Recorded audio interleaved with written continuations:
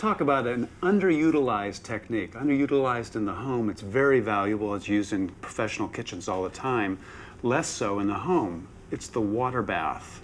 Cooking something in water. Water is its own thermometer. It can't go above 212 degrees.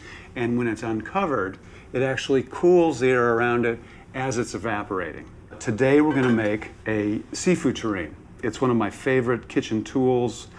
This is a terrine mold. It's the gold standard. It's what you find in the best kitchens. My father gave me one because he knew I wanted one so much. It's a great vessel. We have our lined vessel. I've lined this with plastic wrap.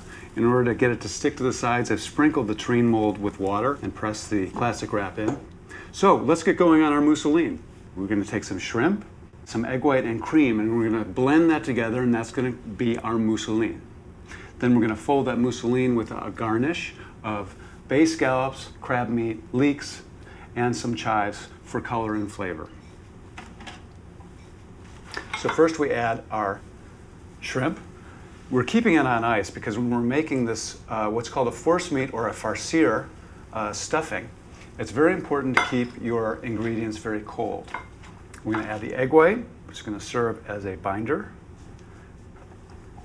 And then we're going to emulsify or blend in the fat, the saffron-infused cream. We're going to get that going.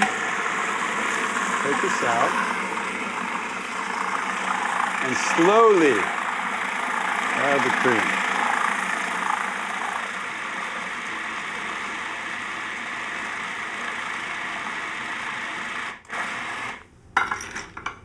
And that is a mousseline.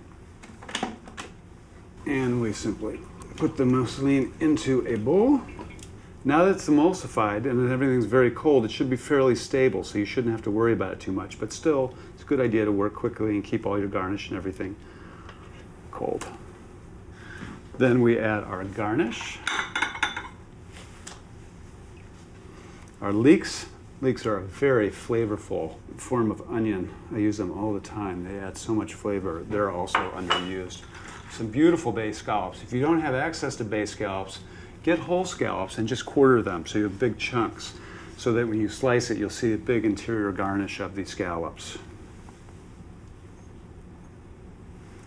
And then we have some lovely crab meat. So basically, it's really about the crab meat and the scallops, and the shrimp are just holding it all together.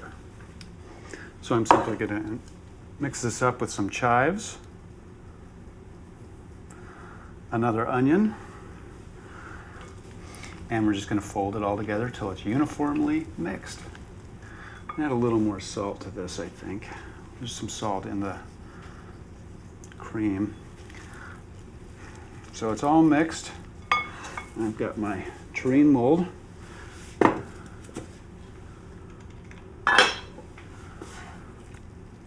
And I'm just going to fill it up. I try and slap it down a little bit to get rid of any air pockets that might form. The mousseline basically just binds this beautiful garnish together. I'm going to press it down so that it fills the terrine evenly. Get rid of any air pockets that might have formed.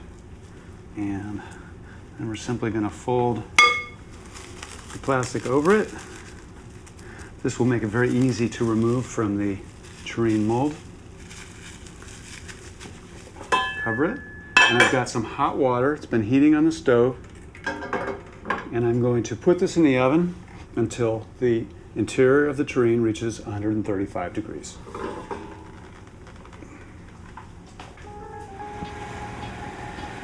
The tips I'd give a new cook just starting out are first, how to use salt. Salt's the most important ingredient in the kitchen. We're taught that it's bad for us. It's not bad for us if we cook our own food and season our food naturally.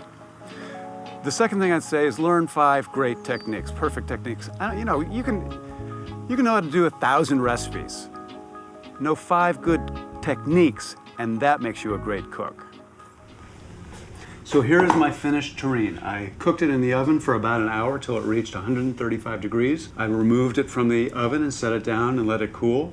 When I could handle it, I pulled it out and let it come to room temperature before I put it in the fridge. I did an extra step. which is optional, but I like to do it. We put a piece of cardboard on top, covered with foil, and put some tomato cans on top, or any kind of weight. You can use a box of salt or anything. It helps to make a more even texture throughout. Makes for a better presentation, but again, it's optional. I did it because I like to do it. So anyway, here's our finished terrine, and we're gonna just loosen the edges. We're gonna pull it up a little bit. It's cold. Looks gorgeous. There we go. Finished terrine is absolutely beautiful. I'm going to taste a little bit of it to make sure what I'm serving is good. Always taste your food before you serve it to your guests. This is a very clean, seafoody flavor, very delicate texture, lovely garnish. This is a perfect seafood terrine. So what I'm going to do to plate it is just simply cut 2 wedges.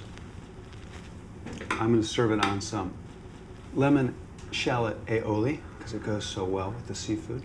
Chervil, a great tarragone herb, just for garnish. I'm going to serve it with a little mâche and herb salad. That's how difficult these refined French classical dishes are. A beautiful seafood terrine. But you know what? The same method, the same vessel, works great for the American classic meatloaf. My mom's meatloaf is cooked in this vessel too. Same way, water bath, great texture to the meat. So there you have it, an elegant French classic, seafood terrine, meatloaf, mashed potatoes, and gravy, both made possible, both perfected by this undervalued technique, the water bath. It's a great technique. I hope you'll try it.